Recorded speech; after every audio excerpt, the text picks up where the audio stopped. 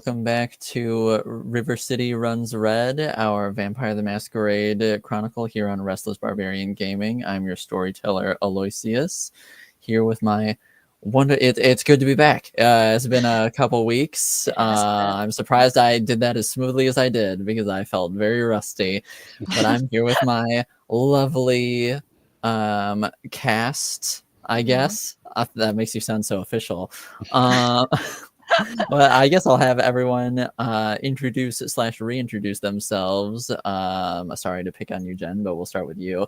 This happens a lot. It's okay. You were off the hook last night, so gotta Yes. put you at the forefront this time, and we'll just go in counterclockwise order. Okay. All right, so I'm Jen. I'm playing Delilah Cole, who is a Nosferatu. She recently broke into an antique shop to get a book for another Nosferatu. Hey, my name's Tom, known as Bolthra on the internet. I'm playing Ephraim, a Malkavian DJ. And that leaves me. Hello. I am playing Yvain Mallory. I forgot whether or not I was supposed to say my name. My name is T, and I am playing Yvain Mallory, a lovable clan ministry sweetheart, girl failure, all around fantastic person. Yeah. Girl boss, girl failure. We love her. But when last we left off, Yvain had gotten a request from the emissary of the Baron of Ward 3, Merrick Kroll, to help him investigate a crime scene that was seemingly the second of its kind. And there's a cat scratching somewhere,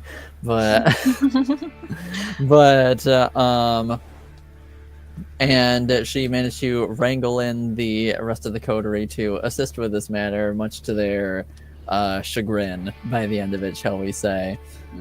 And they found that the bodies of these kindred were, most of the bodies at any rate, were missing various pieces of flesh in various places. One was missing an eye, one was missing a finger, and one was missing like a piece of their chest. And then they had also discovered a much more rotted fourth corpse in the closet that they could not discern whether anything had been taken from that one or not. And then towards the end of that whole event, Ephraim and Delilah decided to vamoose and take care of some of Delilah's personal business of retrieving a book for one of her fellow Nosferatu as returning a favor. And that went off more or less without a hitch. Nobody saw you as far as you're aware. Yeah. And also, Ephraim saw, he had a bit of a premonition of 3 individuals giving those pieces of flesh to a mysterious, tall figure with pointy elf-like ears.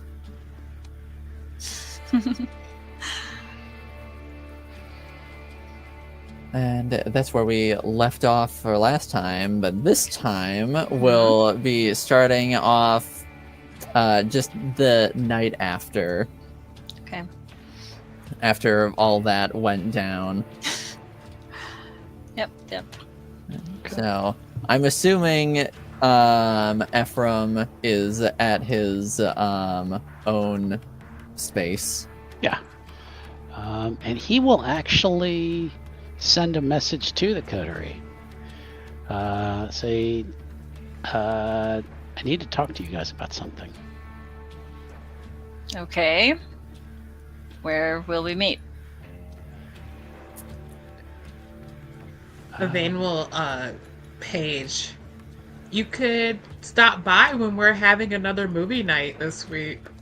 That would be fun. I forgot about that. And there's a long delay in responding. You just see, fine.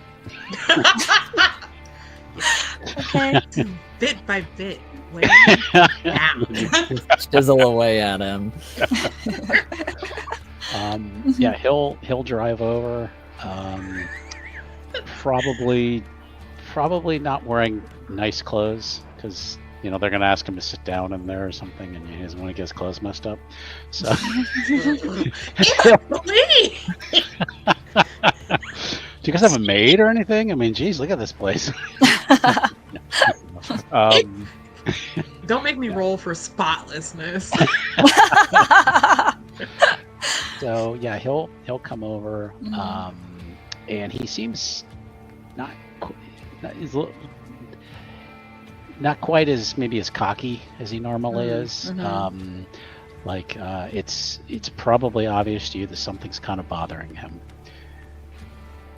And could Yvain possibly try and see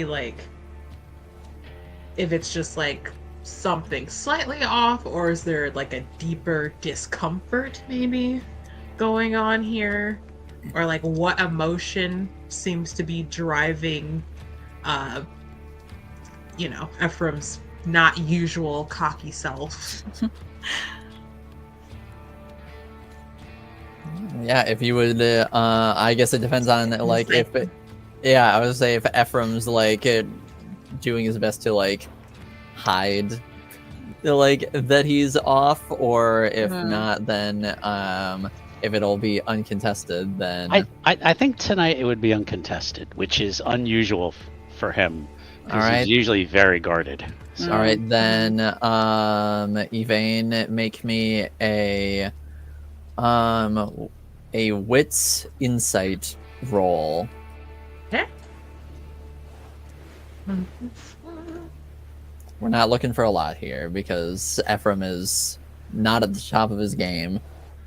Sure thing. Okay, so that is maybe. I only got one success. All right, that's fine. That's enough in this particular instance. So, Ephraim, what vibes are you giving off right now? I guess this is probably the first time you've seen him almost look nervous. Oh. Okay. I think that was the door just open? Did we just leave the door open so Ephraim could just let himself into the house? I guess it depends on if you have an open door policy or not. I'm gonna get a rim shot sound effect. Just because I'm picturing Yvain looking up from the couch or something in the living room, being like, "Wow, you look terrible. What's wrong?" Oh my gosh, yeah. And he'll find a chair to sit down on, and he'll kind of look over. Is she watching TV or something? We're watching some crappy Halloween movie. Right. We decided we wanted to watch the worst vampire movies ever, so we're just going through them. Okay. He'll kind of just sit and kind of look at the TV for about a minute, and then he's like,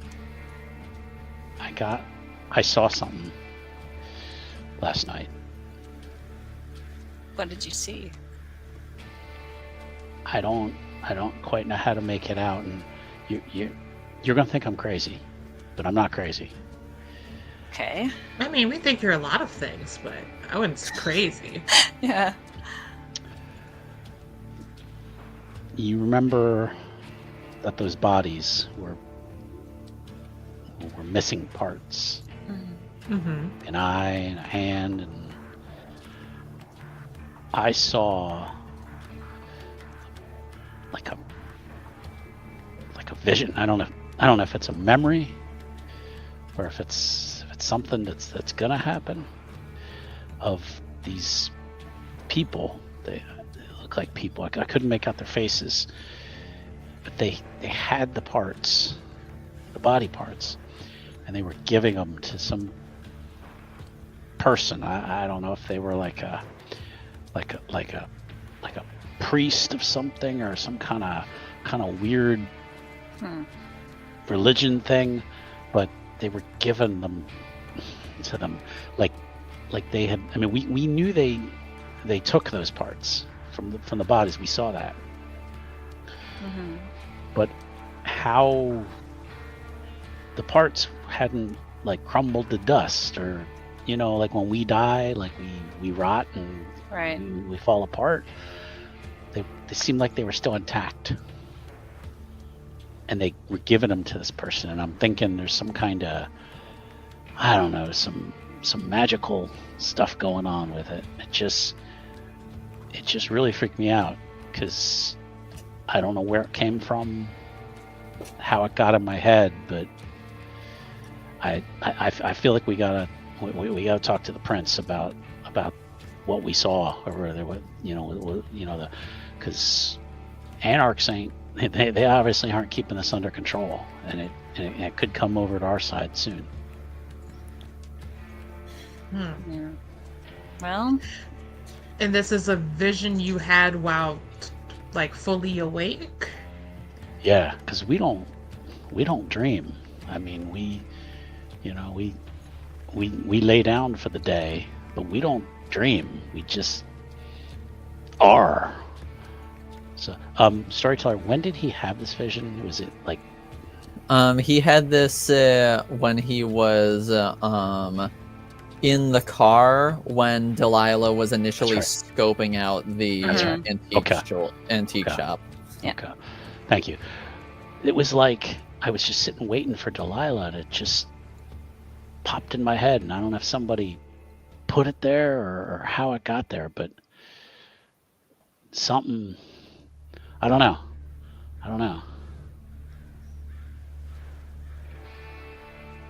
Didn't even know that it Is this happened. a Malkavian thing? Have I ever heard of any weird shit like this? Other Kindred? I Or would is this say, just like Ephraim is weird? I mean, you can still think that Ephraim is weird, but like a vampire or a kindred of your age, I would say would have heard of Kindred having like premonitions, especially those from the Clan of the Moon, like Ephraim. It's not necessarily like all of them, not like they're not all having visions all the time. It is it tends to be like one of those more like sought after abilities, and like some have better control over it, while as others just like get them randomly. Now, is it seen as like is it like for base knowledge of like, okay, yeah, some kindred do experience this? Is it more like but you can never tell if they're just having a hallucination or some weird shit like that, or this is like a thing that is it's to like be taken seriously. It's like a thing. Okay. But it's also one of those things where whether like the Kindred has like a track record of their premonitions like actually coming true, or like how accurate they are and like how obvious they are, kind of deal. Okay. Yvain will kind of just study Ephraim for a second and say, I mean, I don't know if you're still in contact with your sire or anything, but No. Does Clan Malkavian have like a primogen or something, like an elder Malkavian that you could maybe talk to about this? Clan therapist? Is that what you're asking? Oh no, I just mean that while not necessarily common, I've heard of stuff like that happening with people like you. I don't know too much about it, but it might be a good idea to reach out to someone who has been a Malkavian kindred longer than yourself. They might have more information. I don't know if going to the prince will necessarily help right off the bat. I mean, the information may be good, but... he does have premonition under auspex, but that's always been something he's sort of controlled. That's my understanding of it. And to him, that was more like bits of insight, like, hey, I thought of a great plan. He doesn't understand that this seems more like something pushed into his head but he doesn't know. Yeah. So he's. Yeah, I would say he can totally interpret it however he wants to. Especially if this is something that's never happened to him before. Yeah, it's making him paranoid, and he's thinking somebody, some kind of voodoo black magic or something has pushed something into his head. Sure. He does want to talk to the prince. He doesn't know if he's gonna mention the whole thing about the premonition. He's gonna more drop the dime on the anarchs about. They got a serial killer or something running around that they can't control. So, but he wanted to share with the coterie the vision. Sure. So. Aw, from Tri-Size. Wow, what a step in the right direction. He's almost vulnerable. He's not going to say anything. Yeah. I think Yvain will just kind of shrug and say, well, at the end of the day, it's up to you to make that decision. I'm just, again, I don't know too much about it, but it sounds like you're experiencing a thing that is kind of tied to your clan. I don't know that you're... I mean, I hope not. I hope you're not just randomly going crazy. That wouldn't be too good, but this sounds like a very specific and he'll lean towards, thing. I told you I'm not crazy. Stop saying that. Okay, you're not Somebody crazy. pushed something into my head. Or maybe you're awakening an ability. Isn't that exciting? He'll stand up. He's like, this was... I'm just saying that it could be something that turns out to be beneficial to you. All right. Well, we got to talk to the prince. Right now? Yep. What else you got to do? And he'll just point at the TV. He's like, I know you've seen this one before. Yeah, we've seen this one before. Oh yeah, what was that? Was that Vampire in Brooklyn? Was that the Eddie like Murphy that. one? It might have been, yeah. Oh my god, I was just thinking that. With Angela Bassett, yes. Yeah. He's like, I know you've seen this one before. Mhm. It's the Jerry Curl. Anyways, As soon as you said we were watching all the bad vampire movies that you could possibly watch, I'm like, oh god, now I have to think of all the bad vampire movies I've ever seen. That was the first one. I would say Vampire in that was Brooklyn is a very good bad movie, though. Absolutely, for sure. And- That was one of the first ones that popped in my head. And people always say that that he was a satire or a ministry. So Oh my. All right, well, he's ready to go. If they're not ready to go, he's just gonna go by himself. So All right. I just have a quick question. Do you want to change it all first before we go meet the prince, or try to get an audience with the prince? I think we're gonna have to go first through Rick. That's probably the better approach. That's true. Somebody page him, maybe. Do you want to do the honors? Yeah, he'll. Okay. I think he had gotten a response back from Rick, like, okay, tell me when you want to meet, or something, or let me know, or something like that. I thought. I know that they exchanged a message briefly last said we need episode. to talk, so, yeah, basically. Okay. He'll send a message like, "Are you available tonight?"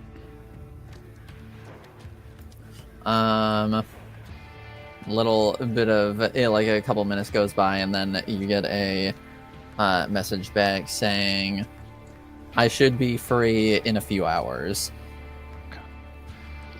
All right. Where was the Elysium again? Was that the? 'Cause I think that's the last place I met him was like the Elysium or something. That's the last time you like briefly ran into him. Oh, okay. Then... You hadn't exchanged any words or Gotcha. anything. You were playing too cool for school. Yeah. During that whole thing.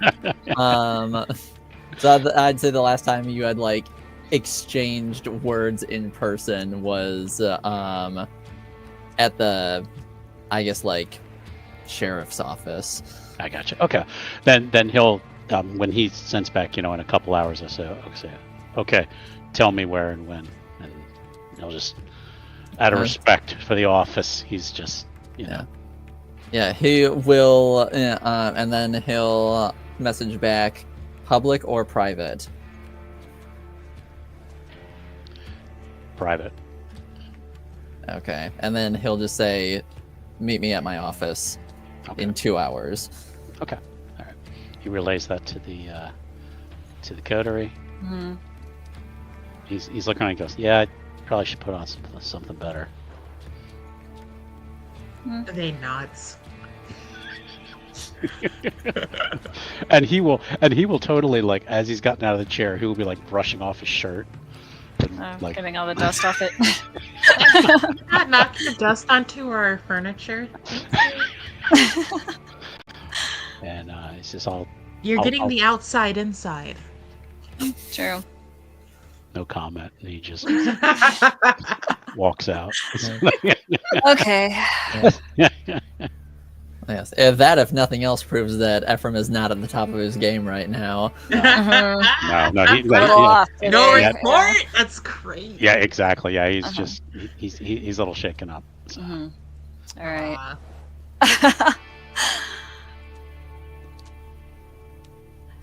I'll order something on Amazon for him. Like a stuffed animal that he can stress squeeze. Yeah, that might help. I need to go drop off a book for someone. Yeah, one of those squishmallows or something. Oh, the squishmallows, yeah. Yeah.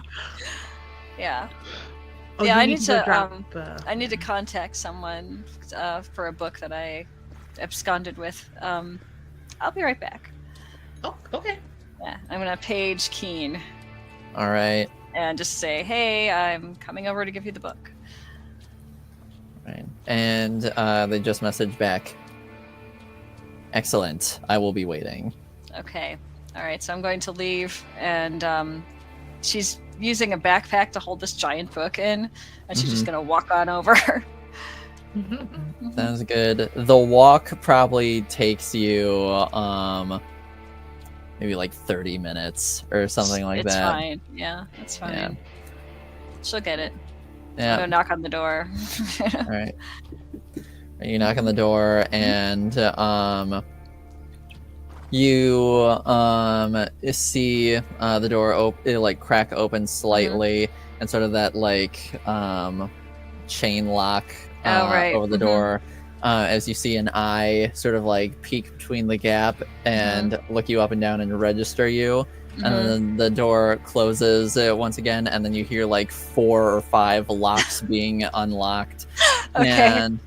And the door swings open, and you standing before you, covered in rags and wrappings, is Keen, and they just say, "Come in." Okay, yeah, I've got the book, and I take my backpack and open it, hand it over. Excellent. Appears to be in good condition. It certainly looked like it when I absconded with it. So. Slight new scratching, but nothing a little polish can't help.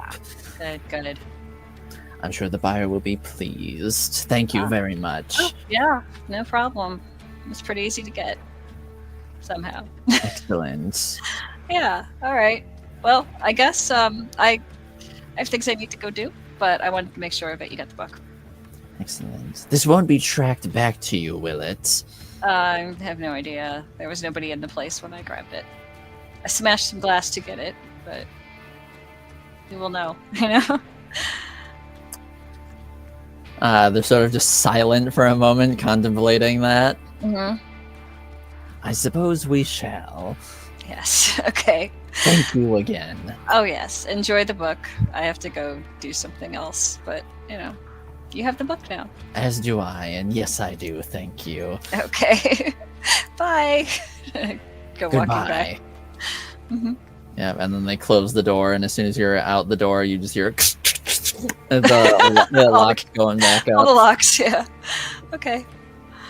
Yeah, I'm just gonna walk back to probably where Yvain and I are staying. All right, sounds good. Mhm. So that's an hour killed for Delilah right there, just walking to and back, giving a book. Yeah. Yeah, that's what she's doing, because, you know, she made a promise, so she fulfilled it. Yes, very important in Kindred society. Yes. All right, Ephraim, Yvain, you guys got 2 hours to kill. Are you guys doing anything, or sort of just waiting before the meetup? I'll let Yvain go first. So.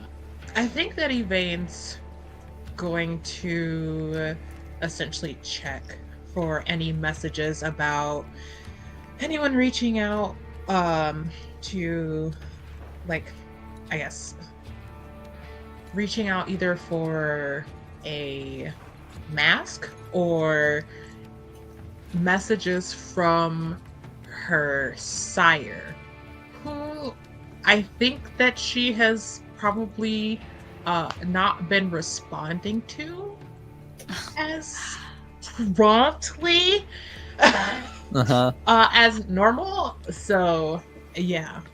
Yeah, and as for there's a note in new messages looking for masks at this current point in time, but you do have 3 messages from your sire that you've ignored, more or less. Oh.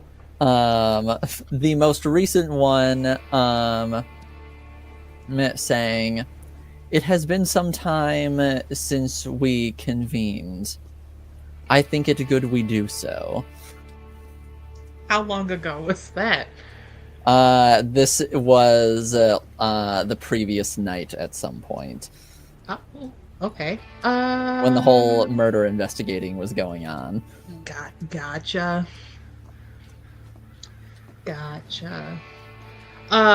Was that paged to her? Do pagers save paged messages? How does that work? Or was this texted to her? We'll say that this was texted directly to her on her phone. Okay, cool.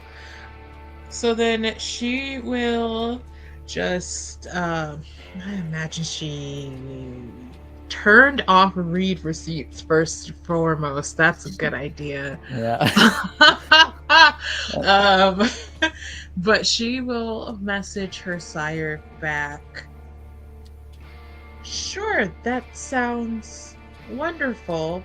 Sorry for the late reply. I forgot to pay the phone bill. She lies. She just lies. Yeah. This is why Just she straight up didn't lies. respond. She just lies. And it's now too late to fix that because she hit send. Anyways, it's fine. All right. And you get a reply back almost immediately. Listen, okay. Saying, "I find that unlikely, though I'll dismiss that at this moment in time."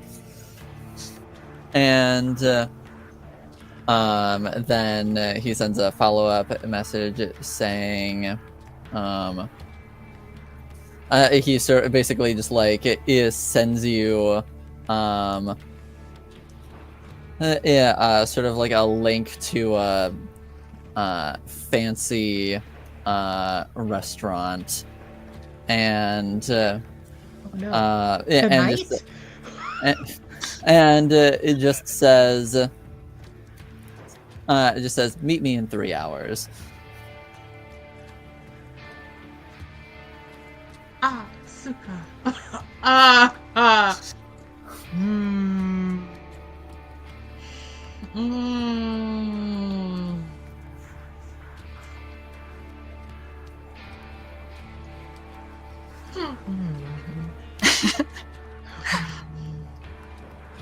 Oh dear. Thrown for a loop. Sorry. Oh, that's not great. I don't think that there's any way that she would be able to make that in time if we're gonna go see Rick in 2 hours. She'd have to like sprint across city.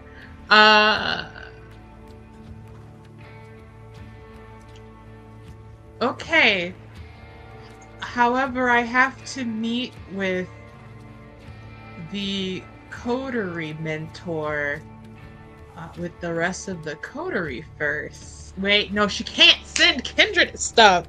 No, not over the phone. No. She'll just say, I have to meet with my mentor. That's pretty vague. And I think he would know who that is. But we'll try and be there as promptly as possible. Right. That's what she says. And then she turns her phone off. So yeah, you see like the like text bubbles like starting to pop back up as you shut your phone off. Nope. Turn the phone off. Oh dear. This darn phone need a new one. Okay. Yeah. Well, now she's nervous. But anyways, it's fine. She will just get ready and wait for Delilah to show back up. Yeah. All right. Mm-hmm.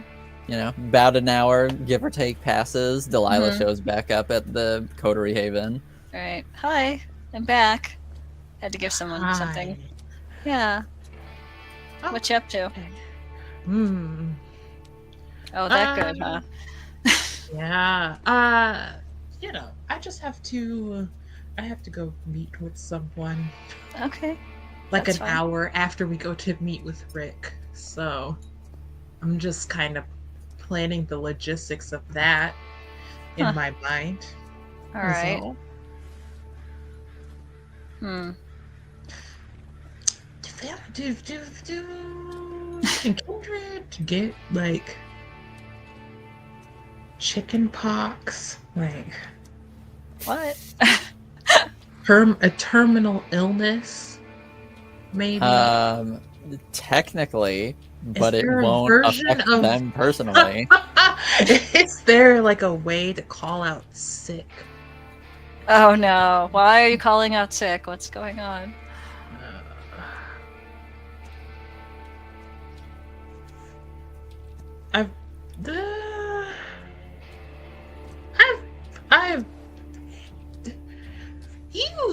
You talk to your sire, right? Mhm.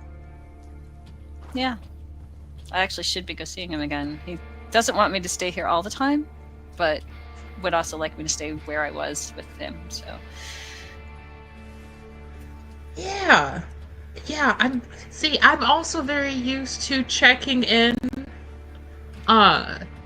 However, I have not been doing that, and I think perhaps I am in trouble. I don't know. It's probably fine. Okay. It's just normally I'm asking to meet with him. Because you know he's really busy. Right. I'm sure he is. So he's got other people to meet with other than me. Wait, Okay. he told me that I need to come and see him. And that's weird. Yeah. Well, I don't know.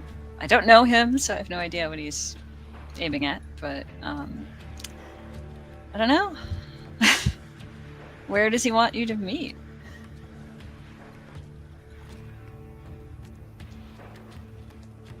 You said it was some fancy restaurant? Yep, he just sent you a link to some fancy restaurant. Oh, okay. Well, I was about to pull up a fine dining restaurant. Oh. Is that where we are? Grand Rapids? Yes, Am I crazy? that is correct. Yeah. Yeah. What city are we in again? I don't He remember. wants to meet at this place called MDRD. I don't know if it's just pronounced Midward. I don't know. But it's someplace. I'm just pulling stuff up on Google. Anyways, I respect it. it should be fine. Everything will be fine. okay. I'm just a naturally nervous person. You know that. Right. Yes. That's why we're watching all the terrible vampire movies together. Yeah. Yeah. Mhm. Mhm. Yep. Well, did Ephraim say that he was gonna just like come back, or did he just leave and we're gonna meet him there? I don't know. He just kind of left. Yeah, I don't know. He kind of I'm does not that. sure what happened. Yeah. He He did kinda kind of just leave. leaves. He's so Uh-huh. silly. Sometimes I'm like, I don't know if he likes us very much, but that would be crazy. We're just so likable. So yeah, course. we'll just head that way. We'll probably run into him. Okay, I guess we could do that. I do need to catch up with my sire, though, because he hasn't seen me in a while. Okay. Yeah. Maybe I should call him. Or page him, you know. Yeah. Yeah, I'm gonna do that. It's the moment where some of us realize, right, we have those. We have those pagers, yeah. So I'm gonna like page my sire and say, "Hi, I finished a thing for a fellow Nosferatu, and I know you want me to come back sometime. So I was hoping tonight might be a good time to do that."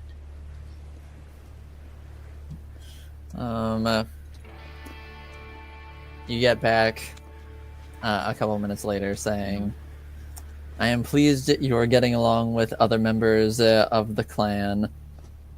Unfortunately, I am quite busy tonight. Perhaps sometime this weekend. Okay, we can reschedule. Thank you.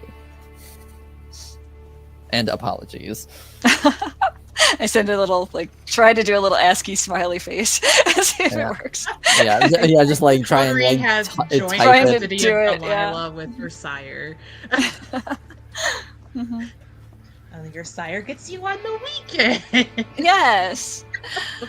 It's like being sort of adopted from one house to another. Mhm. He's fun though. He's really nice. Also, like, I think as we kind of like make our way to Rick's, Mm-hmm. Vane's gonna bring up like, has ever mentioned his sire at all? Not that I'm aware of. Do you think it's rude to ask about it? You're not here. I'm not asking you. Right. I think if he wants to tell us something, he'll tell us like he just did, you know, a little while ago. Or I don't know, maybe a couple hours ago. But But that took months for him to even show vulnerability. Oh, it's gonna take like 5 more years. well, let's just see what happens. I suppose. Hmm. This would be so much easier if we could just look inside his brain.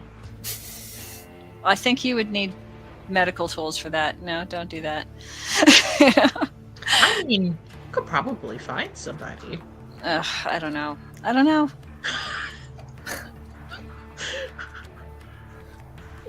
While that's going on, Ephraim, what are you doing in the 2-hour time period? Heading back to his crappy sub-basement apartment, changing into something, but not a suit, but a nice shirt and some slacks, and his a new pair of sunglasses because he doesn't know what he got on them at that place, so he pulls out a sterile pair of sunglasses. Sterile. And actually, if he has a couple minutes, he is going to look at the Instagram page of his ex-girlfriend Jasmine. Okay. Oh, that's way healthy. Of course. Yeah. Just kind of scroll through it. Just checking on her. Scrolling. Yeah, exactly. Check on it. Back when things were simpler, and then he's probably lost like 40 minutes just doing that. Like he doesn't even recognize that he's lost time. Mm-hmm. Just kind of shakes himself out of it and checks his watch, and then realizes he needs to head over to Rick's. So. Okay. And as you sort of like finish preparing to get going to Rick's, you feel a familiar headache sensation going on as you feel similar to the night previously. You feel yourself almost recede into your body as you are sort of like in this omniscient perspective, and you it's a very quick image. You see a sort of like shorter figure covered in sort of like rags and wrappings, and you see that familiar sort of like tall shadowed figure with the pointed ears, and you see the shorter individual handing that book that you and Delilah had gotten the night previously over to this tall individual, and the shorter individual just says, "I look forward to doing business with you again." And then you are back in your crappy sub-basement apartment. First thing he's just holding his head and he's just like, I'm not crazy. That was and he's just kind of looking around. He's like, what are you trying to tell me? And he's looking around. He's like, I know you keep coming into my head. What are you trying to tell me? What? The book that Delilah got is going to the body part collector, and he's just kind of like stalking around. He's like looking behind doors and stuff. He's like, how are you getting in my head? And he's gonna walk over to the mirror and just kind of look in the mirror. He's like, what do you want?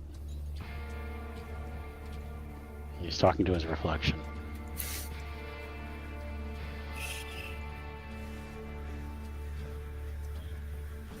And when he gets no response, he's gonna say it again. What do you want? Tell me what you want. Make me. Oh boy, here we go. Make me a willpower roll. Oh boy. Okay.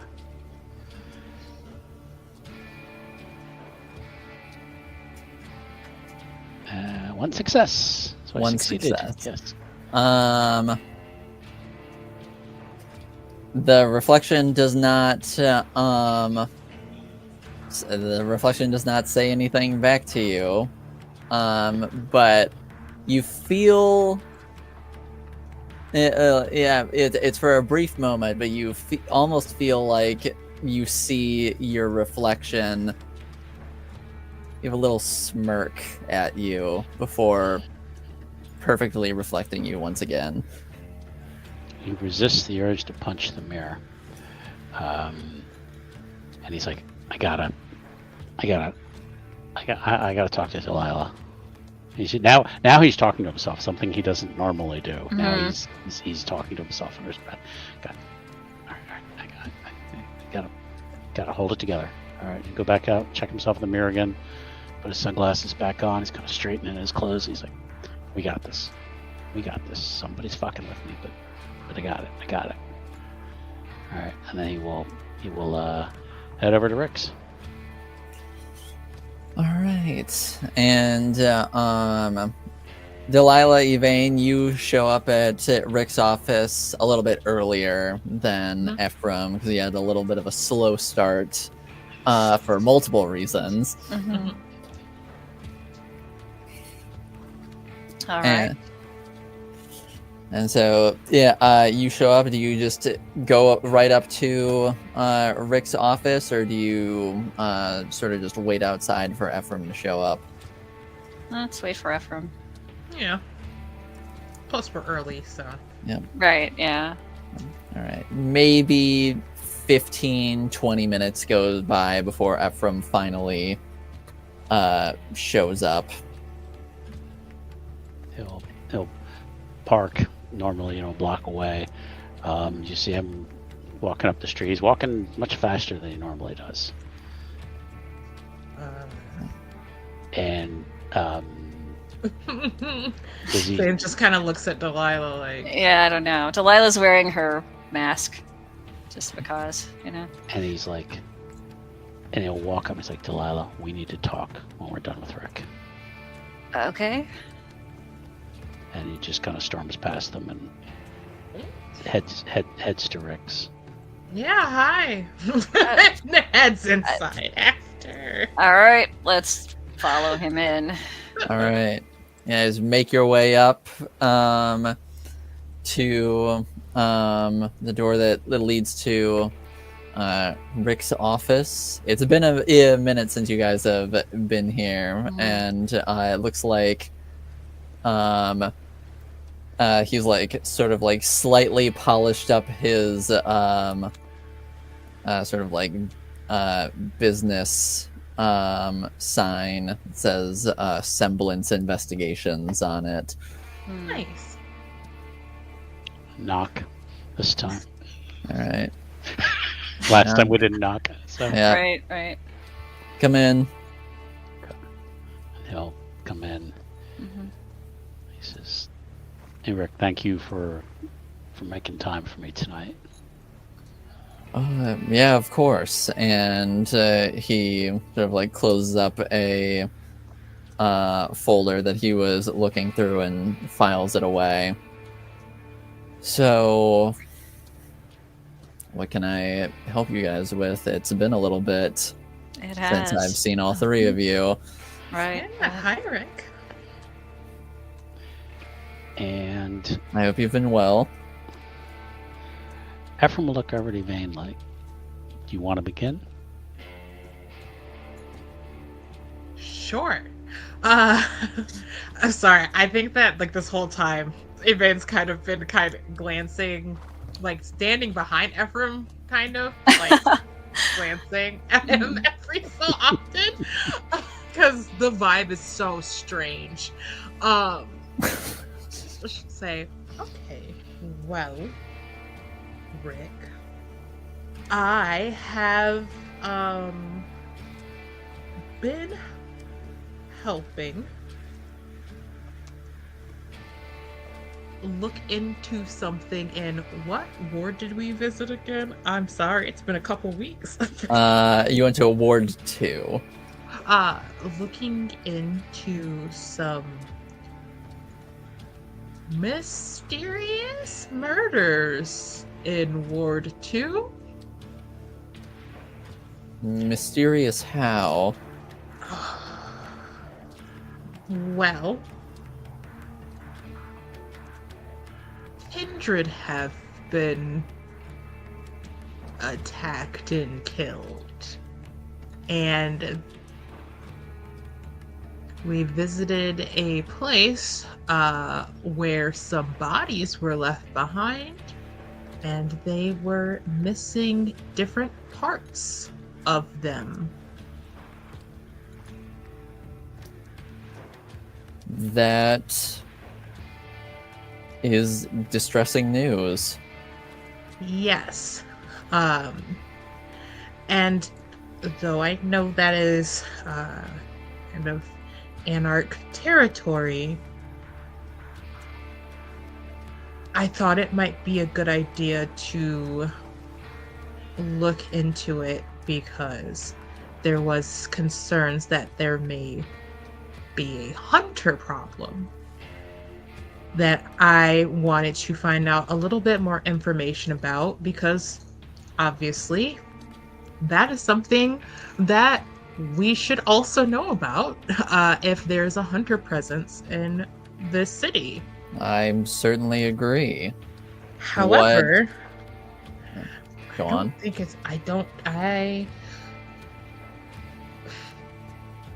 I don't necessarily have a way to prove this just yet, but from what we witnessed, it truly does not seem to align with what I would expect if hunters were taking out Kindred. Especially with elaborate? the different... Well, me trying to recall what we talked about like 2 weeks ago.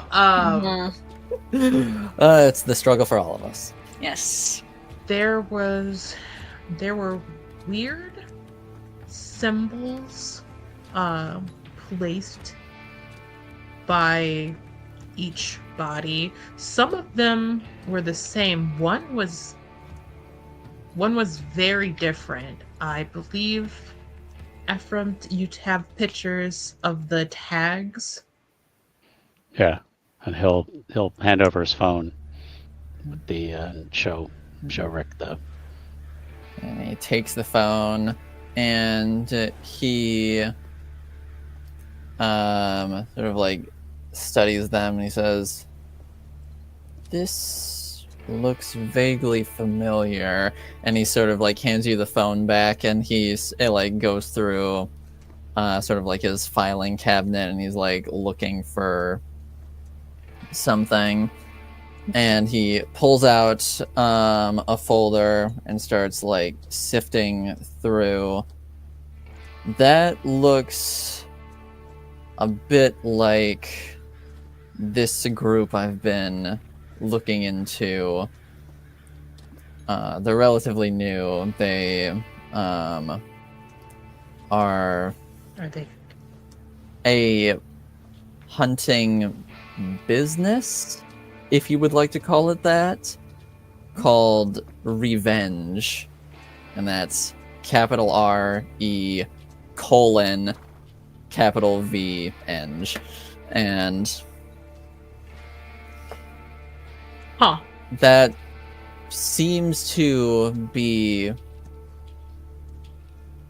consistent. And that he says, "Can I see your phone again real quick?"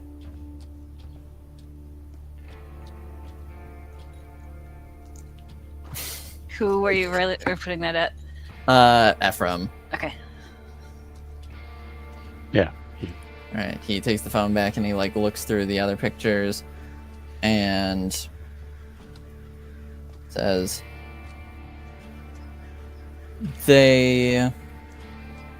I've done a little I've been trying to do research into various hunter groups. I hadn't known that they were active in the city, but you said some of the victims were missing body parts. Yes, that's That I know it's not in there. That is not in their MO. Well, and that's the thing. One of the tags was very different from all the others. And I don't, for some reason, it just kind of felt like it wasn't like taking a trophy from a kill. It seemed like very specific items or body parts were taken from each corpse. And I don't know why, that just makes me think of blood magic or something. Again, though, this is just a thought more than anything. Ephraim's gonna look over at Delilah real quick. And Ephraim, did you take a picture? And this is Storyteller 2 player. Did Ephraim take pictures of the bodies also, or just the tags? I think just the tags. Okay. Yeah. All right, and he'll just hand you your phone back. Oh, also,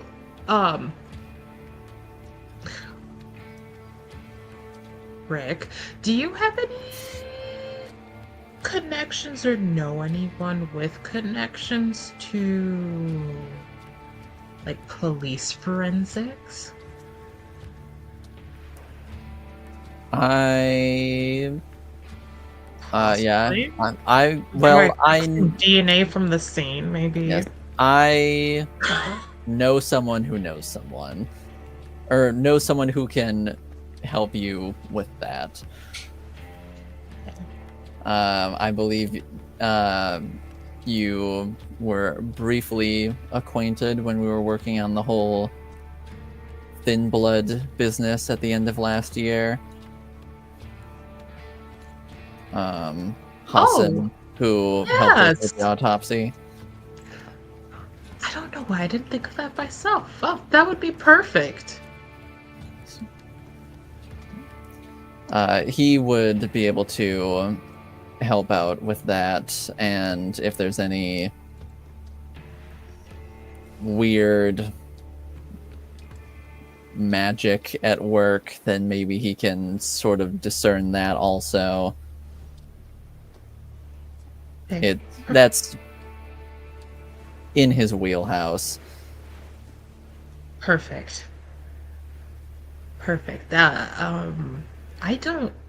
Do you mind maybe arranging for a chance for, like, so I could meet up with him? I don't have his contact information, and I doubt he remembers who I am. Yeah, I can do that.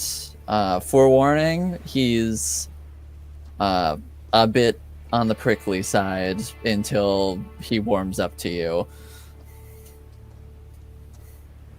Oh, that's okay.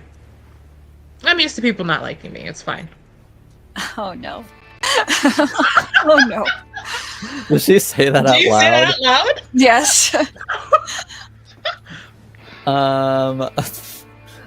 And Rick sort of just sits there a moment in stunned silence before just not acknowledging that statement at all. Yvette doesn't look sad. She just says it as a statement. Like, okay. Mm-hmm. Yeah, I can arrange that meeting for you. I don't think he's too busy as of late, but do you have a preference as to when you would like to meet with him? Maybe what day of the week is it? We'll say it's Wednesday. It's Wednesday. Maybe like Friday or Saturday if he has time. All right, I'll try to arrange that. Thank you. I appreciate it, Rick. Of course. Well, while you're all here, is there anything else I can help you all with? Haven't really had to do any shadow duties lately, so... Ephraim Yvain looks at Ephraim again. He's just gonna look like no.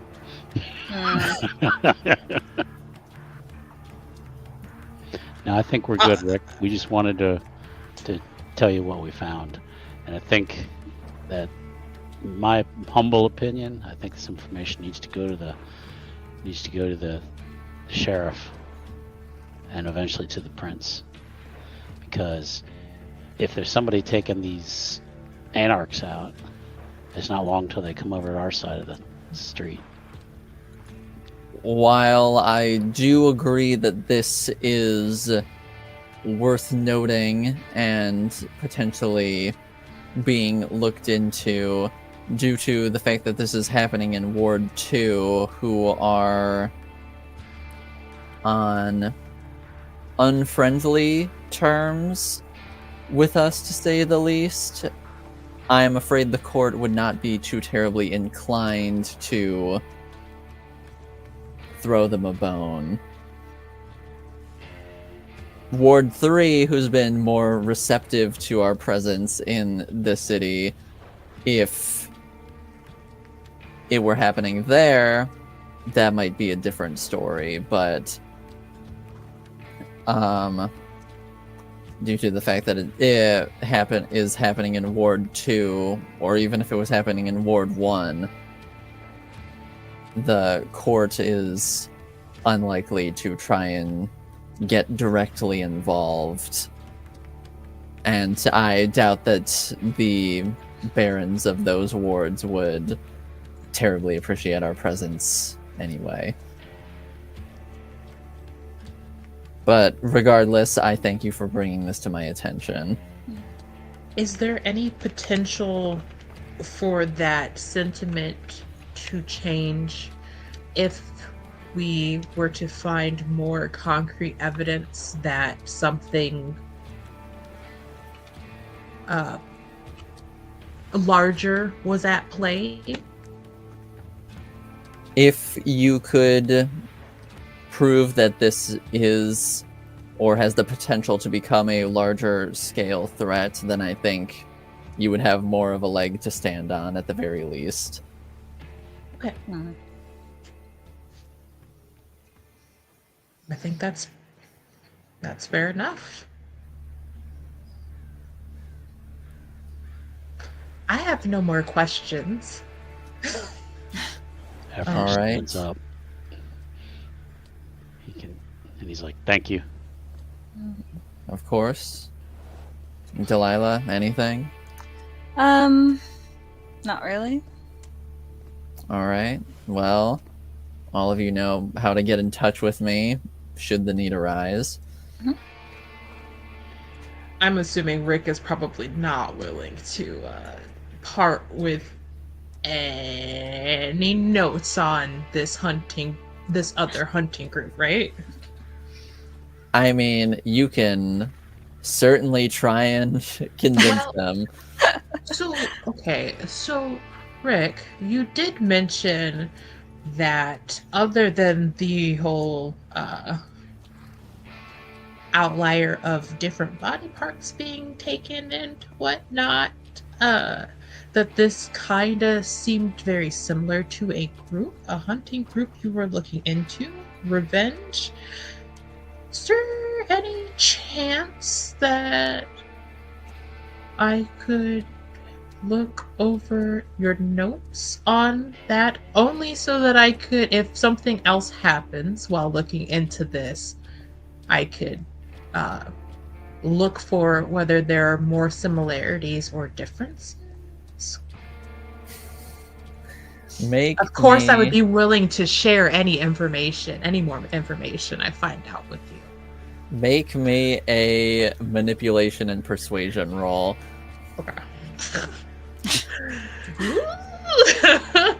Can I have your notes? Can I look off your homework, please? Okay, so let's go to this and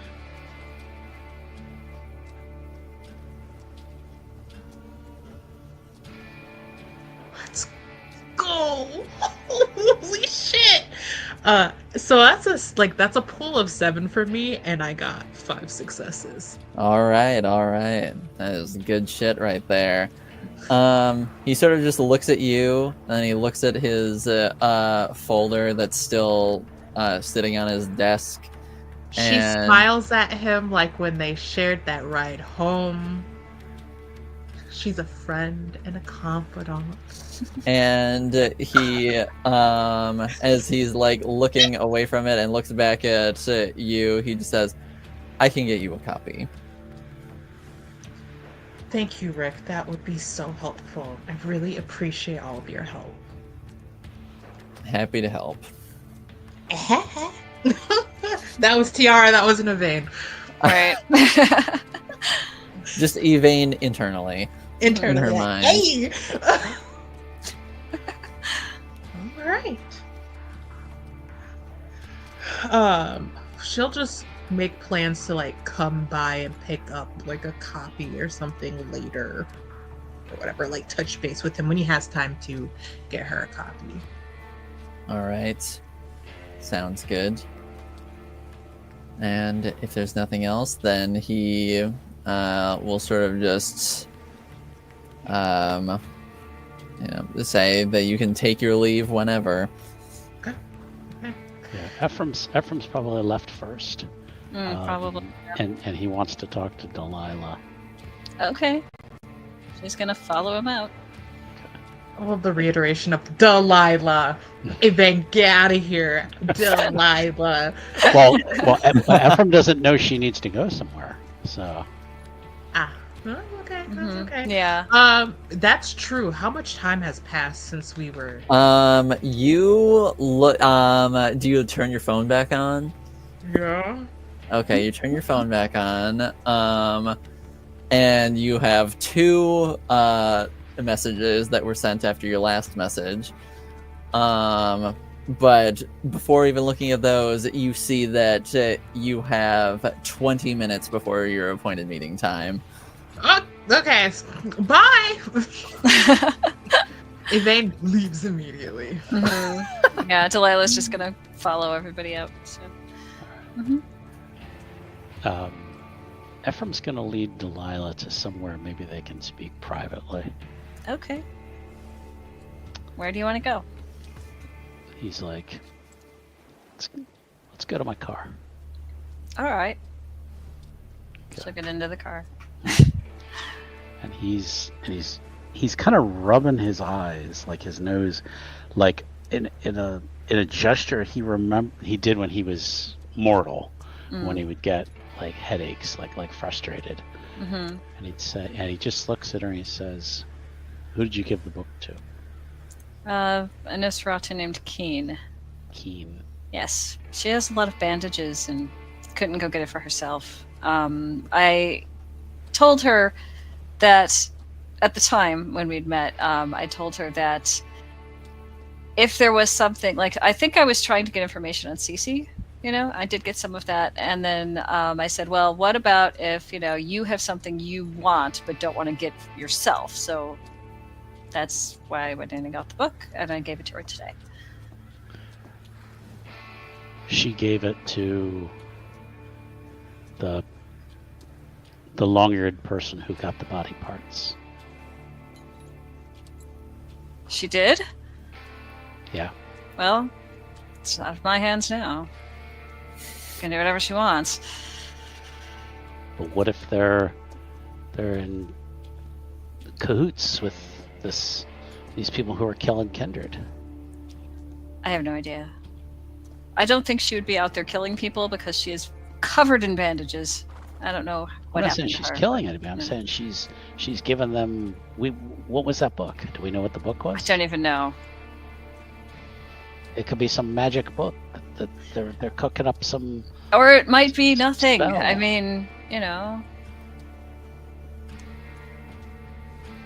Do you want to just sit on that? I mean, it could be they could be arming these cultists with something. I don't know. It's just a book. Just a book. It's just a book. All right. Then I'll talk to you later then. All right. I'll get out of the car and walk back. She's going to her sire. Okay. Mm-hmm. She's going anyway.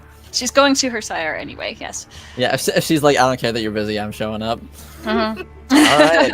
I Yeah, can because he respect- said that he didn't want her to constantly be at like the new place, so she's coming back.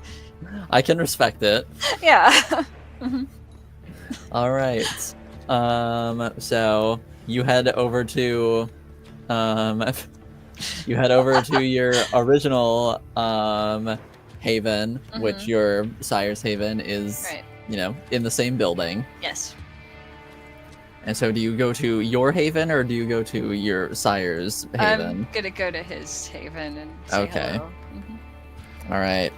You, do you knock on the door? Or do you just try and let yourself in? I'll knock on the door to be polite. All right. Knock Yeah. on the door. Mhm. No response. I'll try to open the door. If I can. Trying for the doorknob. Yeah. It's locked. Okay, I guess I'm going back down to where I usually am. Like this place, and just wait a while and maybe send him a page or something. All right. Mhm. Go down to your apartment. Mhm. Occasional rat scurries by, Oh, lunch. and you message your sire. Do you message anything in particular? I have returned back home. I know you don't want me staying at the other place too often. Send it.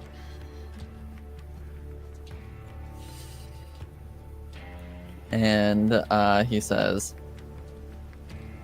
I appreciate that. I will come see you when I return, should it not be too early. Okay, I'll be down here. You know where I am. All right. And so with that, we'll cut over to Evane, who is frantically trying to get to her meeting on time. Yeah. Mm-hmm. All right. How do you try to? Nice beforehand. Yeah, Smart. smart indeed. So she's like, I think that like she calls an Uber and then she's like, I'll give you a $20 cash tip as well if you speed and get me to this restaurant on time. Make me a manipulation persuasion roll. Yeah, of course. Of course I will. Alright.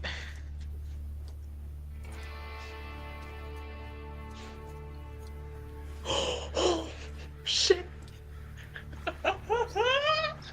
Okay, so I got a 6, a 4, and an 8, and then I got a messy critical. You got a messy critical. I don't know what that means.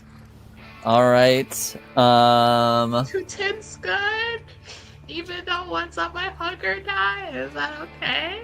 Now, well, I will say, if you want to try and avoid the messy critical, you can spend a willpower to re-roll up to 3 dice. So that includes dice that you failed on, and it can also include the one that you got the 10 on. I don't quite remember what a messy critical does. I don't. Basically, it's like succeeding at a cost, essentially. Like you succeed through the fact that you are a kindred, basically. Okay. So,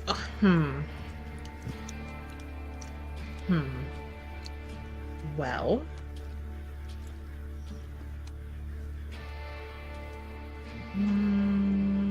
Do I wanna? Okay. If you don't want to reroll, you can totally commit. I'm just giving you options if you want them.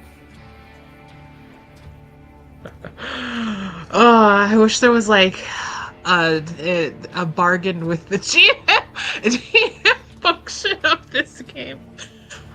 No, I mean, you know I'm- what? I Let's, mean, let's I'm play the- it out. Let's play the. I rolled a messy critical. Let's play it out. All right. Please don't crash the car. All right. Let me look at your character sheet real quick. What? I was gonna say she does have the stalker flaw. So I don't know if you want to do anything with that, but I can't influence you in any way. I'm just gonna. As long as the car doesn't crash, it's fine. Yeah. Let's see. Yeah, so you just really you sort of like intend to come off in is sort of like a more endearing way, but you come off like a bit more strongly and demanding than you intend, and the guy sort of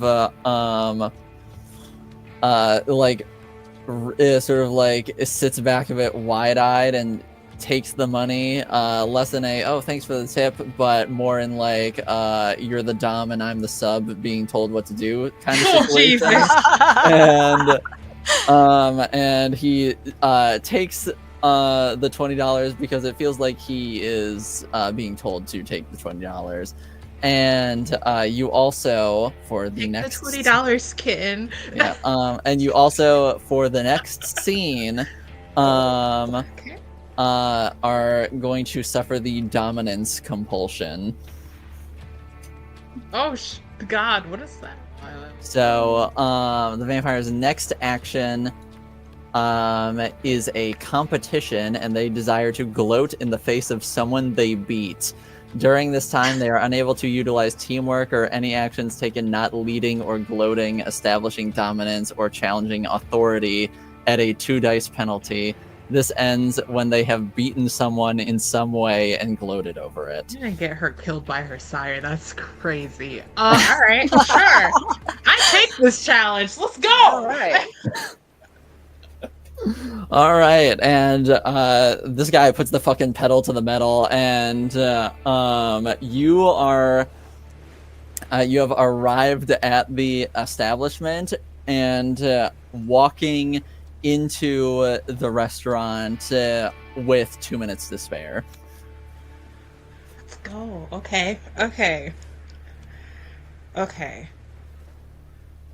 Oh, this is gonna be really scary. All right.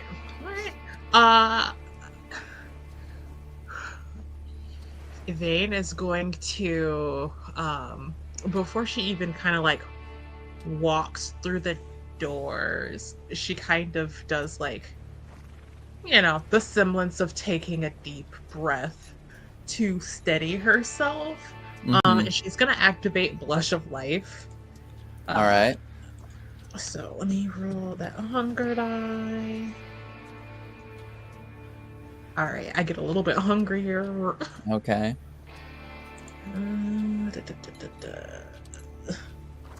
Okie dokie.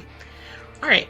So, but yeah, then she will walk in and just kind of slowly scan the room to see if she sees her sire. You are sort of like, as you're sort of scanning the room, you see Frey sat sort of way in the back in sort of like a private booth. Just him at the moment. Mm-hmm. Okay. All right. Whew. You got this, Yvain. All right, she's gonna make her way back, and she's going to think about the concept of confidence the entire time she walks back there, and try not to run into any tables. All right. And she'll just kind of she'll kind of just calmly sit down in the booth and say, I made it. I see that. You've also deigned to grace me with your presence. My insight. Can My you insight. insight? This feels violent off the bat. Yeah, yes, you can insight. I think that Yvain just kind of like. I think Frey tends to be kind of unreadable to her sometimes, and so she just like wants to see if she can get a feel for what she's in for.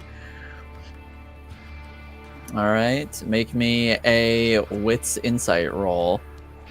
Okay. Okay, dice, please be nice to me.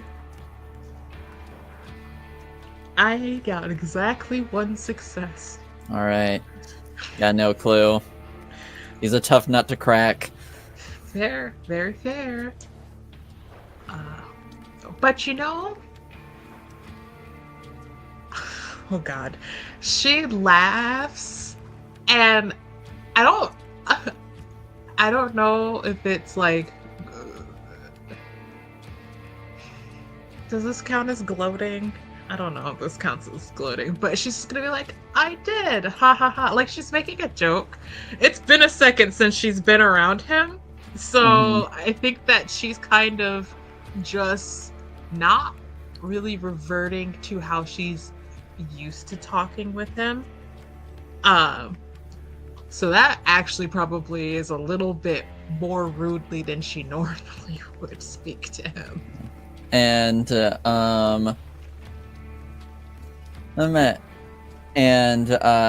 before either of you get to say anything further, a waiter walks up to both of you, and he just says, I see your guest has arrived, Mr. McAllister. Can I get you anything? And he sort of like Frey slides the glass that he has over towards the waiter and says, Reginald, I told you to get me the good vintage. And you see there's like, he's trying to stay composed, but there is like immediate panic. And he just says, I deeply apologize, Mr. McAllister. I will get right on that. And then he sort of turns to address you and says, is there anything I can get you while I'm at it, miss? I think that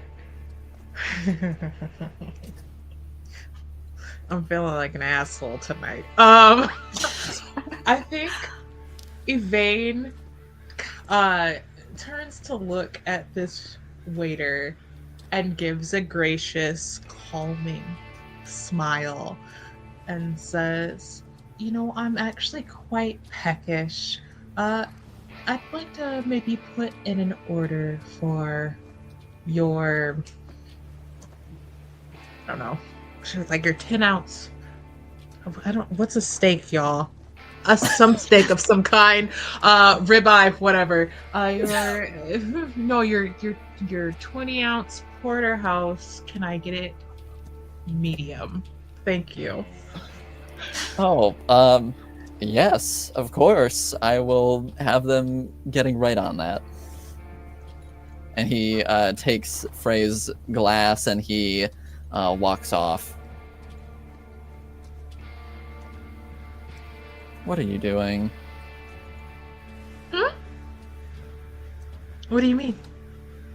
Ordering food. That is going to go to waste? It won't.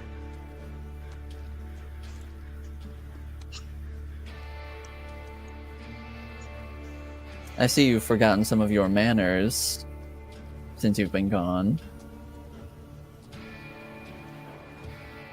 I have no idea what you're talking about. I'm simply ordering food, and I do plan to eat.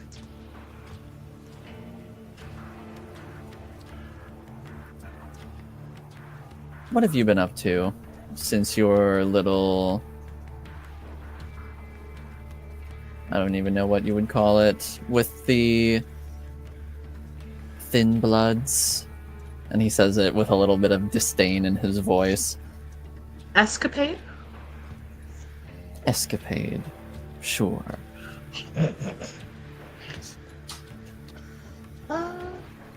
Just trying to keep busy with work here and there, and working on the coterie house. Painting, that sort of thing. How's that been? This silence is so violent. Oh my god.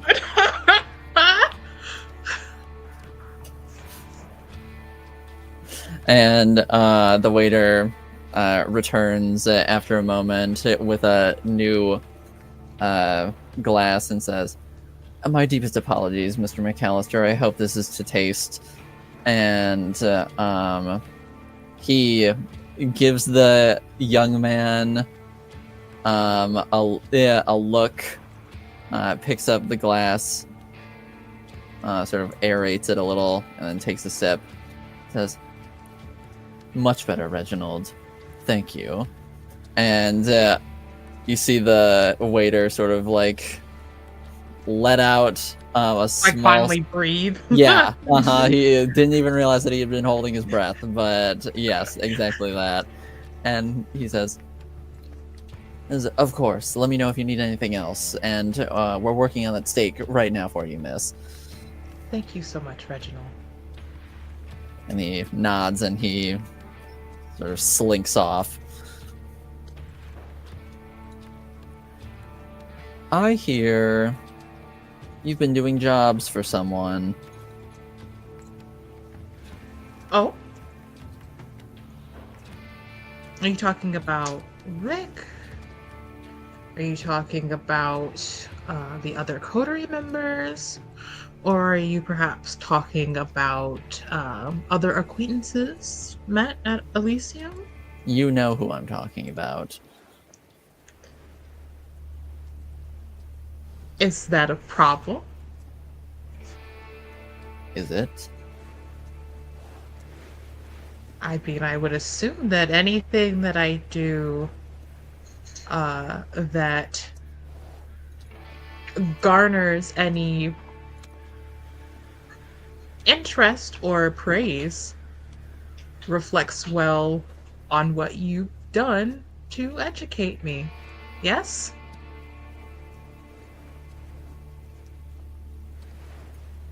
He's kind of trouble.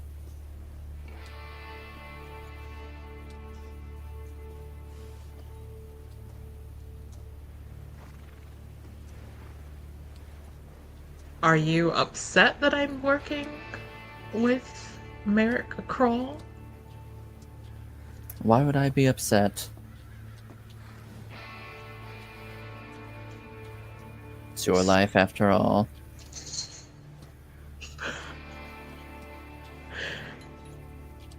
Is it just like an impassive face right now?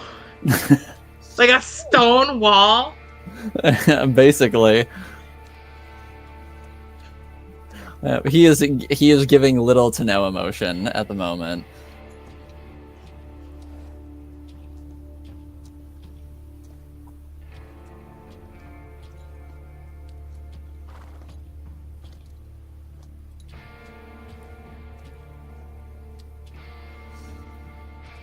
I don't have a response for that. She just looks at Frey for a moment and then kind of glances off to the side like, damn, where's that waiter with that steak? That's so alive. How long does it take to cook a steak medium, please? It feels agonizingly long. And as you are waiting, you feel your pager skin burning. Yeah, you feel your skin burning. You burst into flames, actually. But you feel your pager buzz. Oh shit. And it sort of like as you hear it buzz, Reginald returns and he says, "Here you go, ma'am. I hope this steak is to your liking." Thank you so much, Reginald. I really appreciate it. And Yvain will, instead of answering Frey, cut into the steak and take a bite and savor. I don't know if her what she's got going on allows her to actually savor. You have up all night, correct? Yep. Okay, fourth level. All right, let me double check that real quick. I believe it's supposed to allow her to, for blush of life, like food, sex, something else, be able to experience as if she is 2 levels higher in humanity than she is. All right. Which is wild because I'm pretty sure she's humanity 7. Yeah, so then functionally for that sort of stuff, she's humanity 9, which is wild. But it's just specifically for those things. Those things, yeah.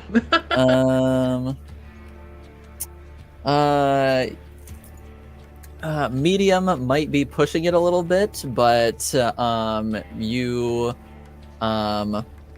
can enjoy it. You'll still have to purge it later on, yeah. But you are able to, for the most part, enjoy this steak. She's gonna say some nonsense like, I absolutely love the whatever kind of spice she tastes on it because it's been forever, but she's enjoying that. She'll make a little comment just to piss off her sire. She doesn't know she's trying to piss off her sire, but like subconsciously. Yeah. Okay. You let's see.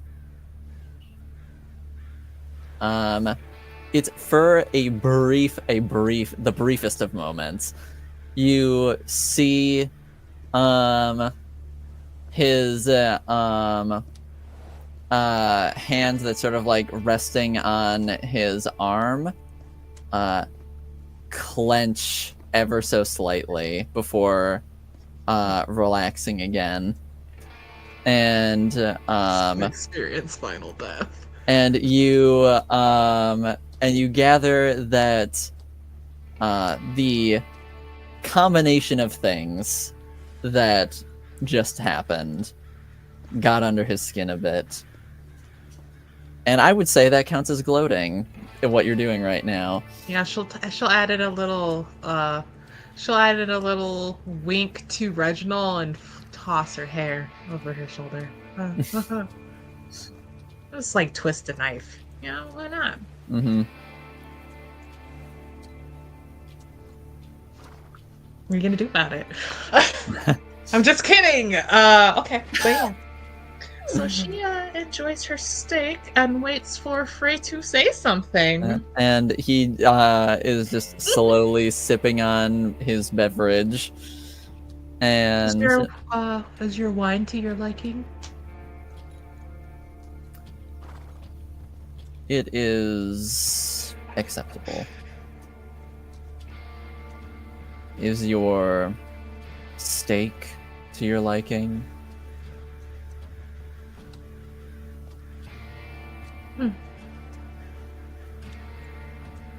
I think they could have let it rest just a little bit longer, but it's pretty good. Just really.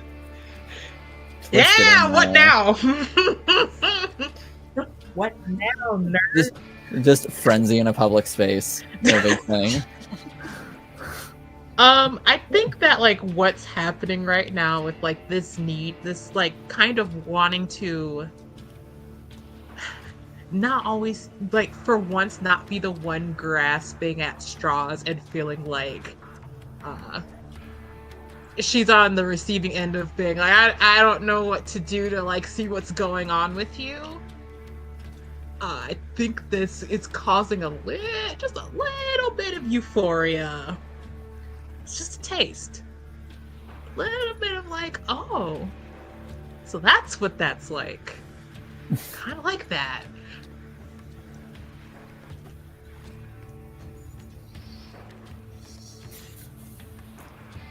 So did you have questions for me about what I've been working on with Mr. Kroll? Yes, has there been anything of note? Yes, actually. The other day, I went to look into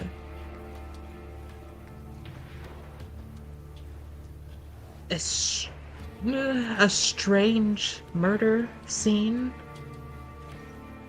in Ward 2. Interesting. She's not gonna push her luck too much. It seems Kindred have been disappearing, turning up, decaying corpses, depending. But this was quite odd. The bodies were missing things. Parts.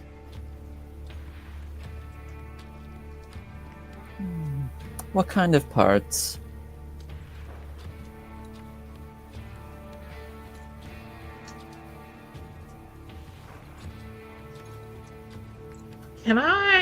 Would it be impolite to insight Frey again to try and figure out why he's taking an interest in this, considering that he barely took an interest in the job the coterie was given last time? And that was something that was like being done for the Camarilla. Sure, why not? So it'll definitely be an insight roll, but I'll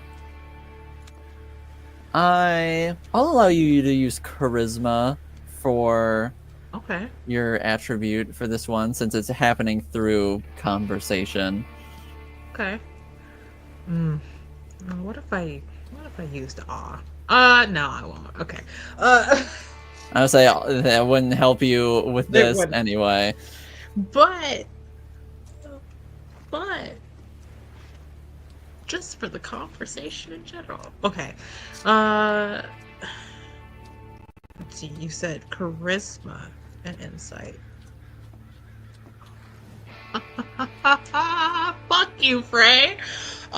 So I got 2 7s, a 6, an 8, and a 10. So that is 5 successes. Okay. You gather that he's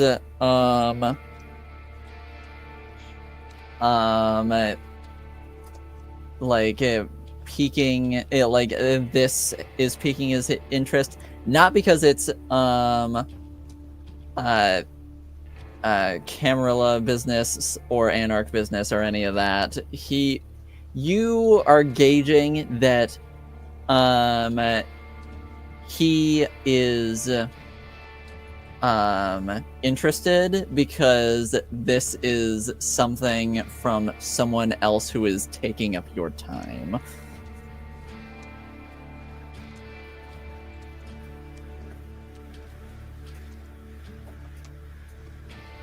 Am I able to kind of foresee... Gigi, no! No! One second. Cat, please! Absolutely not. Jesus. I'm sorry, she was fighting me.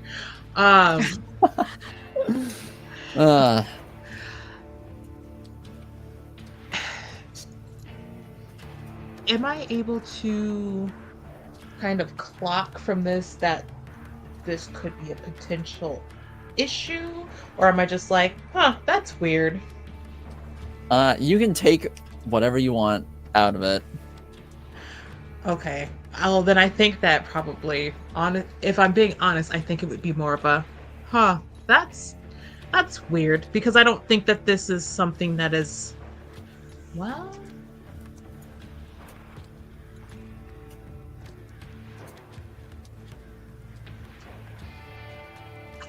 I don't know what to do to see if she can make that link to something else. Okay, she'll just kind of file that away for later to examine on her own time.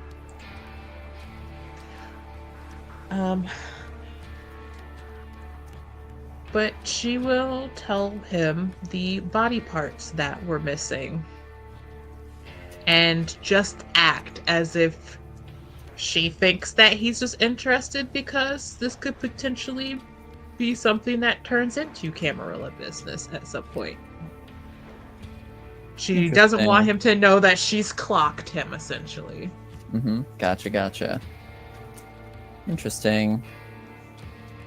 Certainly does sound like a bit of a perplexing case. Yes, and for some reason, it seems whoever's doing this is almost kind of sloppily trying to imply it is some upstart hunter group that Rick has been looking into.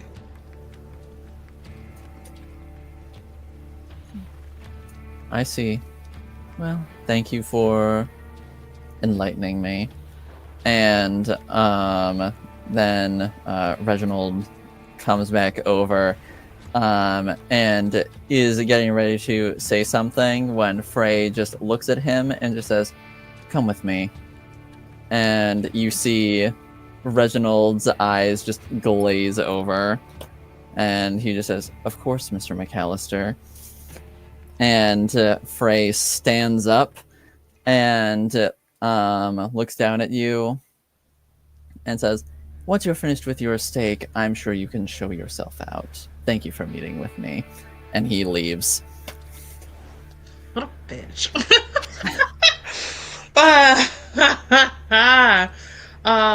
She'll kind of like watch them go. And once they're out of sight, she's going to take a look at the pager to see who reached out to her. It is Merrick.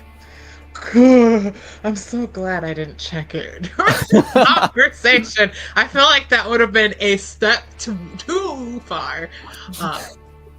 Okay. What does the message say? And it just says, "Been looking into some things. Care to meet at earliest convenience."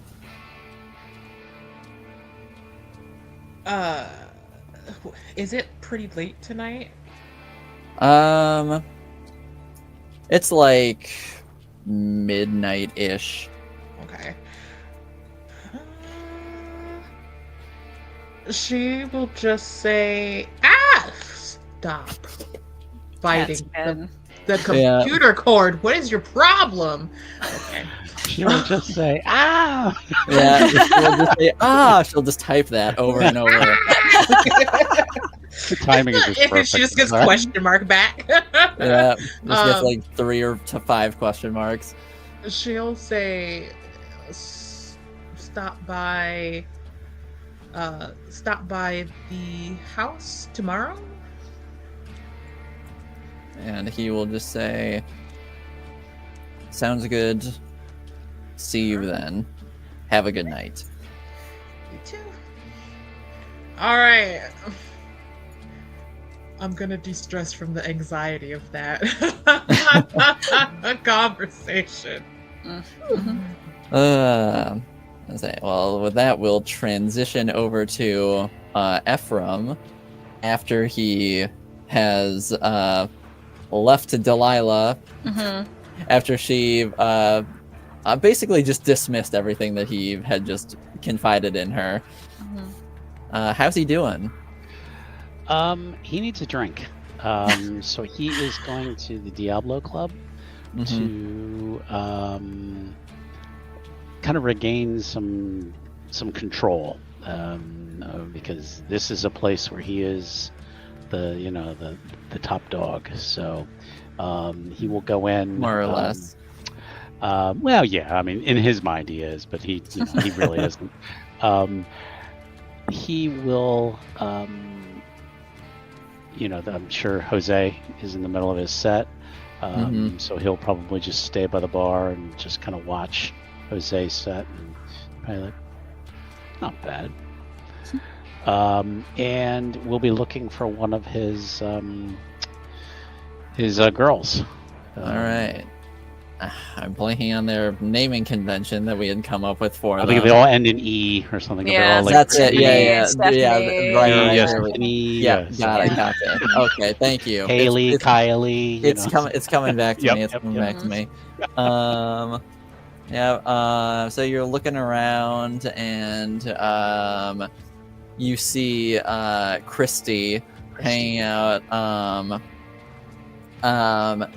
Also at the bar, but sort of on like the opposite end, and she hasn't. It seems that like she hasn't quite clocked you yet. There's a bunch of people around. She's sort of just like nursing a drink. Okay. He'll slide up so that she can see him. Oh, hey. Hey there. How are you tonight? I'm all right. You? I need someone to talk to. Oh, okay. Can he, before, because I'm thinking he normally is kind of just so arrogant that like you wouldn't normally think he needs to turn on awe. But he wants to get a read from her, to see, because she should be falling all over herself to talk to him. So, could he, like Yvain, can he do an insight to kind of get the night he's of not used to this. Yeah, the night of insight checks. Yeah. You can insight her. Like intelligence and insight, or wits and insight. Sure, or... sort of. Yeah, you can. I'd say like intelligence to sort of like pick out like her mental state. Okay. Yeah.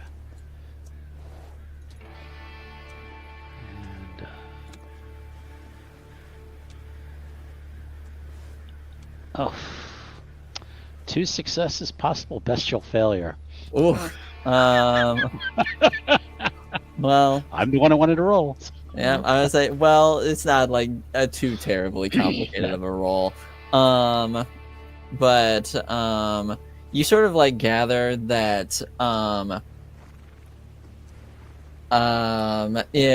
she already sort of like has something on her mind. Okay. And then also the fact that you didn't just like come up to her as your like normal, cool, suave self kind of just took her aback, and she didn't know what to do with that. Okay. Then he is going to try to. I guess he probably will just turn on awe. Okay. Just immediately make yourself more charming. Yeah, exactly. So.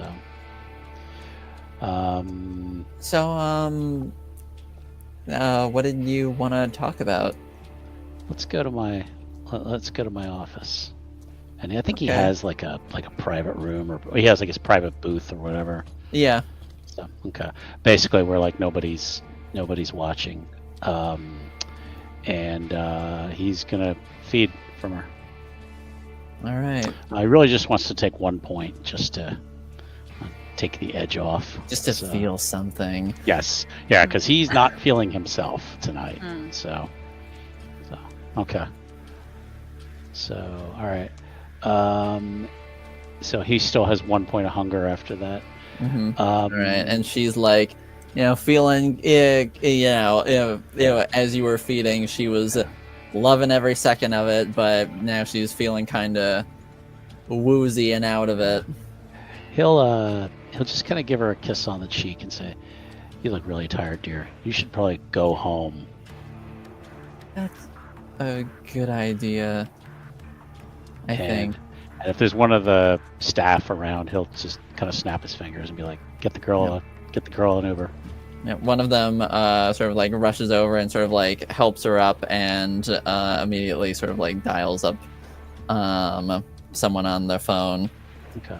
And as you sort of like usher them off, you just hear from behind you,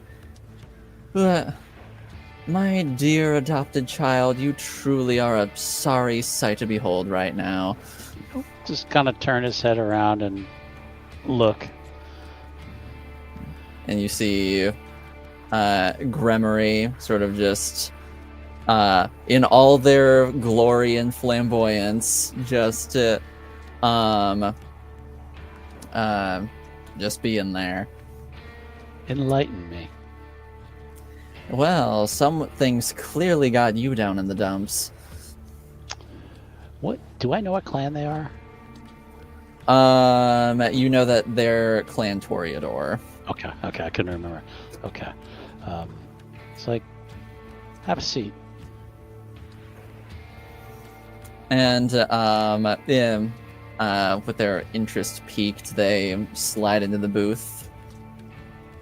He just What's kind on of your mind? sits back, just resting his arms in the booth. He's like, it's just been a weird evening. Care to elaborate? How well does he know them? Yeah. Oh, how well does Ephraim know Gremory? Yeah. Well, yeah, at the very least, they're your sponsor, they're your Right. mala, so they at least have, like, some rapport. I know. other. He's just very careful with what he says. I'd say, okay, I'll put it this way. As for Kindred, he's probably, they're probably the one that he'd be willing to confide in the most out of the Kindred that he knows in the city. Okay, that's fair. He says, do you ever feel like the universe is trying to send you a sign? And maybe you're not ready for it? Perhaps. I guess it depends on what exact kind of sign you're being sent. I'm not sure what it is.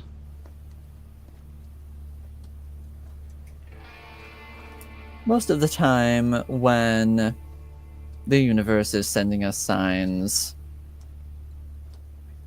we either just have to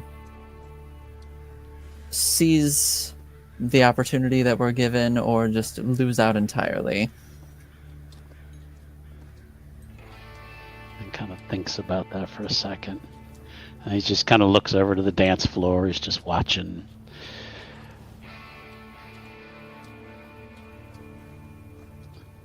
And then he kind of looks back to him. He says, I don't know if it's in my best interest to follow the universe's advice right now. And sort of like as you say that, they look at you with slightly less curiosity and slightly more concern, and they sort of like lean forward a little bit. Ephraim, what is this about?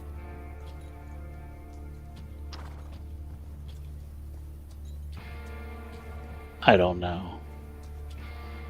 Try.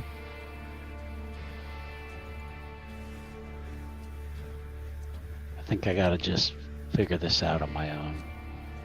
Good talk. And he will slide out of the booth and probably leave the club. And as you get up, they just say, if that's what you wish. Yeah, he's very, very confused right now, and doesn't feel like oversharing with anyone outside of the coterie at the moment. So He's getting a little paranoid. Pretty obvious. Mhm. Yep.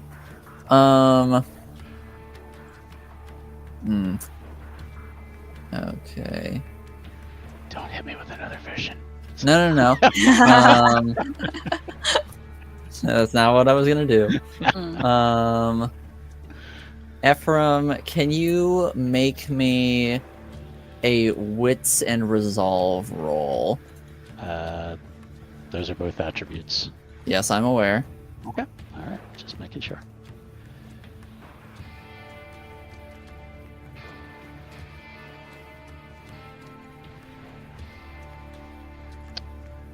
Two successes. 2 successes. All right.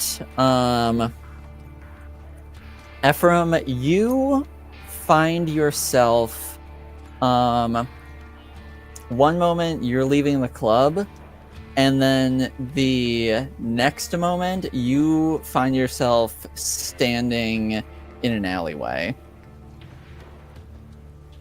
He's kind of looking around. He's like, what just happened? I don't remember how I got here. And if you sort of like pull out your phone, it is 30 minutes past when you left the club. Oh, fuck. And that's where we'll stop tonight. Okay. All right, now he's blacking out. Oh Great. no! It's got blackouts now. Yep. All righty. Well, he is The DJ Blackout. mysterious- I mean, is DJ it- Blackout. The character was you the whole time, and actually, it's your memories. That's what I'm saying. Oh my gosh. It is on brand. Not the turn the Sunny in Philadelphia or where Philadelphia. Yeah, and like the red string everywhere. Like, listen. Oh yeah. Oh yeah. Oh, yeah. I think the rabbit hole just went. Awesome. That Thank was you. fun Yes. That was fun. and anxiety-inducing. Yes, thank you. Yay. I'm glad you enjoyed. Yeah. I'm All so right. excited to see the mental illness that will come out of all of this, the anxiety from Yeah, all 'cause the different problems going on. Yeah, because right now his thing is what's his flaw or whatever is like extreme narcissism is basically his derangement. So we'll see what deviltry our storyteller has up for Ephraim. So. Oh boy, oh boy. I'm still cracking up at Delilah being like, it's just a book! It's just a book. It's just a book! I mean, it's got information she needed, I assume. So. Did you check the cover to make sure it wasn't bound in human flesh? I don't think I had time for that. I think I smashed the glass and then it didn't work, so I smashed it again and then went out the window with Yeah, it. just so. smashed the glass, grabbed, bolted out. Yes. When Delilah was like, I'm still going to my sires. I Yes. was like, are you going to be like, anyways, I gave away this book and it actually may have been bad. What do I do? I wouldn't know, you know? She sees this thing with Keen as like a transactional thing, you know? So, Right. yeah. Hey. More power to it. Ephraim wants to understand what the transaction was. Oh, okay. That's more he like, okay, what was the book? And I know she didn't look at it, She didn't. but he now knows it's been given to the big spooky guy. So Yeah. all right, well, thank you very much. And Yvain just thinks that Ephraim's unlocked a superpower. This is your awakening. Oh wow, yeah. Oh, wow. All right. Well, anybody have anything they want to advertise? Yep. It's up to you, Jen, if you want to or not. Yeah, I will. Okay. I'm the host of the Shattered Soulstone podcast. I am absolutely going to do one sometime later tonight, so it'll be up tomorrow. You can find it at shatteredsoulstone.com. Alrighty, thank you. And our friend Aloysius, I guess next thing you have is this same game next week. Yep, same game. Yep, same bat time, same bat channel. Fridays at 8 p.m. EST here on Restless Barbarian Gaming. Anything coming up in a couple months you want to talk about yet? Or Oh, sure. In February, I'm going to be running a Dragon Age game. Woohoo! Let's go. Which I'm very excited to try out. And and we'll see how that goes. I'm still working on the finer details of it. I know the general like setting and time period and all that, but also gotta get like start coordinating with people about characters and that sort of thing, so that way I can really like solidify like exactly where's the story gonna go kind of deal. I made my character so long ago I have to look them up to see who they are again. Oh my. I'm so excited. Yeah, that's gonna be cool. Few things I love more than Dragon Age in this world. I know, it is definitely one of my favorite series of all time. Next Wednesday, we will be trying out the Marvel Multi-Universe game. We are a couple folks. We're going to try that out. It's a series called Galaxies in the Stream, where it's kind of like our What If series. So the laser vision universe that we were using for Prowlers and Paragons has collided with Marvel to form LV-616. So we will be starting that next Wednesday to try that out, and then we are actually trying out Star Trek Adventures finally in 2 weeks. So lots of new stuff coming up. Thank you again for everybody who watched tonight. I appreciate you either watching live on the stream or watching later on YouTube. We appreciate your support. We will be back again next week with more new games. So from all of us to all of you, good evening. That was really corny. I can't believe I did that. I was thinking, Anyway. we love you so much. Exactly. Bye. That was terrible. So, all right. Good night, everyone. Bye. Good night, everybody. Bye.